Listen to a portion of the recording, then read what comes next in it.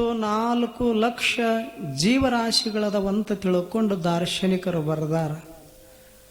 84 ಲಕ್ಷ ಜೀವರಾಶಿಗಳಲ್ಲಿ ಶ್ರೇಷ್ಠವಾಗಿರುವಂಥ ಜೀವಿ ಯಾವುದು ಅಂತ ಕೇಳಿದ್ರೆ ಮನುಷ್ಯ ಜೀವಿ.